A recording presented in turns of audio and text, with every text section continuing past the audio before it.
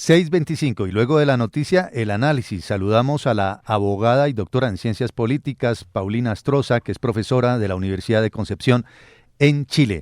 Buenos días, Paulina. Gracias por atendernos, gracias por estar con nosotros aquí en Radio Red. Muy buenos días, un gusto para mí poder conversar con ustedes.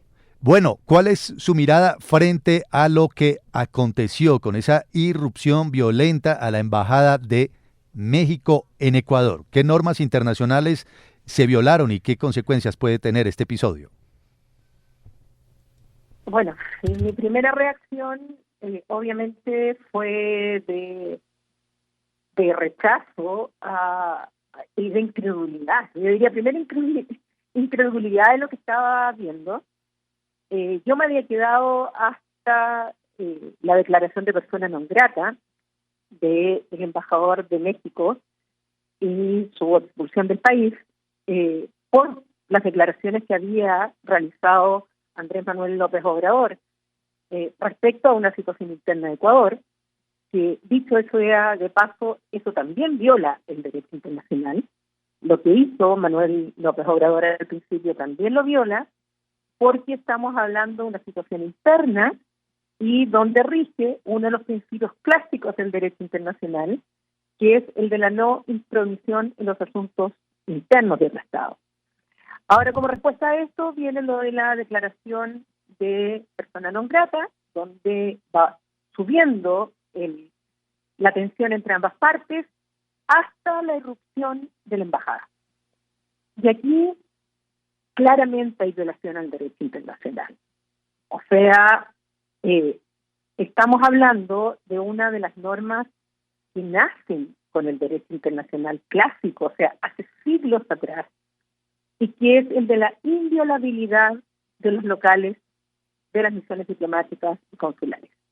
No solamente la Convención de Viena sobre relaciones diplomáticas del año 1961, que es la que rige a estos países y a nosotros nos rigen, establece este principio, sino que viene a declarar el año 1961 una norma que venía de la costumbre internacional, que es otra de las fuentes del derecho internacional. Por eso digo que desde siglos se reconoce el principio de la inviolabilidad de las embajadas, de la residencia del embajador, de los automóviles, así como de la valija diplomática, por darles otros ejemplos. Y esto significa que ningún Estado puede ingresar a la embajada o a los lugares protegidos que tienen estos privilegios o inviolabilidad sin la autorización del Estado respectivo. Y eso no admite excepción alguna. Eso es una norma del derecho internacional. Por lo tanto, cuando el Ecuador y el presidente Noboa explica esto en razones internas, en cuanto a la lucha contra la corrupción, en cuanto a la lucha por las causales gravísimas, acusaciones gravísimas que pesan sobre el expresidente Correa, en el derecho internacional uno no puede invocar normas del derecho interno para incumplir con el derecho internacional.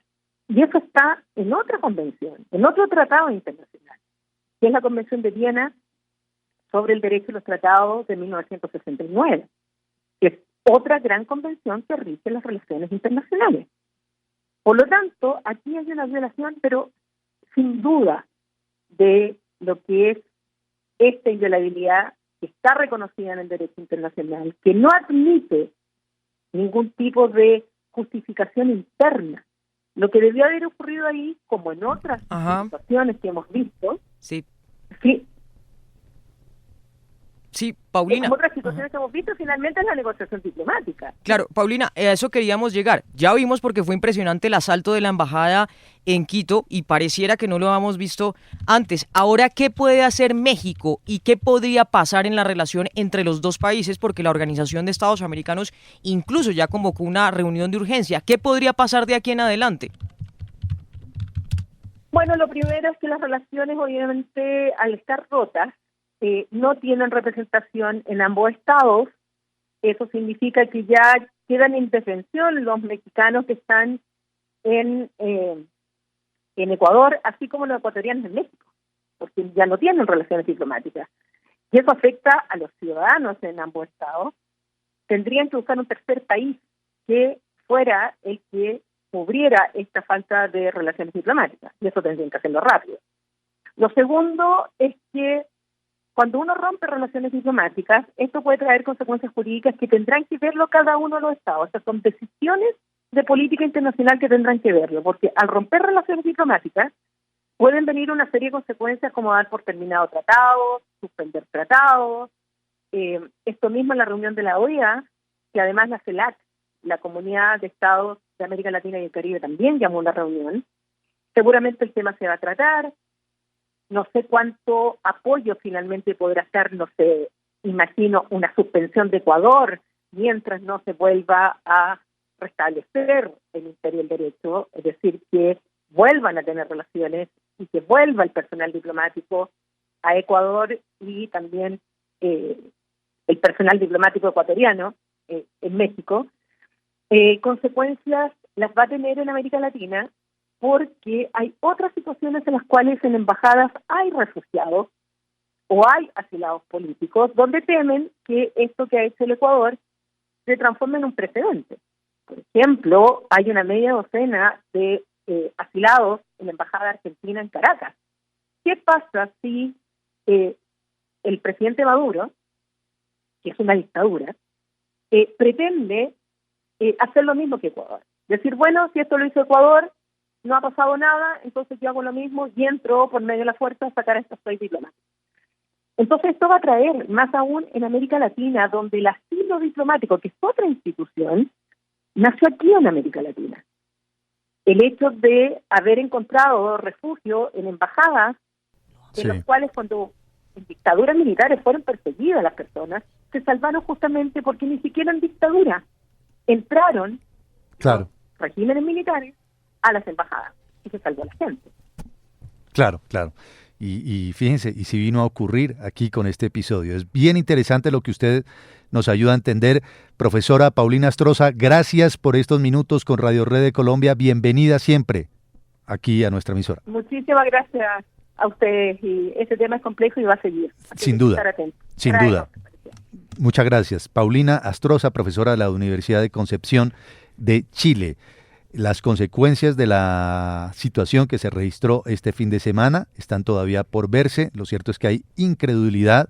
Resalta la profesora Patricia Astroza que si bien AMLO, el presidente mexicano, también violó el derecho internacional por la intromisión en los asuntos internos de un país, Ecuador no ha debido responder así. Ningún Estado puede ingresar a una embajada sin la autorización del Estado respectivo. Claro, y el peligro de lo que nos decía Paulina y lo que nos explicaba, de aquí en adelante con diplomáticos que están refugiados en distintas embajadas y gobiernos que pensarían que pueden hacer lo mismo que hizo el gobierno ecuatoriano. Y hay que decir, Juan Manuel, que ya esas reuniones de urgencia de la Organización de Estados Americanos fueron convocadas, de la CELAC, como nos contaba Paulina, y varios pronunciamientos del expresidente Rafael Correa, que obviamente está metido en este rollo porque Glass es uno de sus mejores amigos, ¿no? Ellos se conocen desde el colegio y fue su vicepresidente y fue acusado por estos sobornos de Odebrecht. Lo que está diciendo Correa obviamente es que está pidiendo una reunión de urgencia también con las Naciones Unidas, por eso que nos explicaba Paulina hace algunos momentos, la inviolabilidad, digamos, de esas legaciones diplomáticas de las embajadas.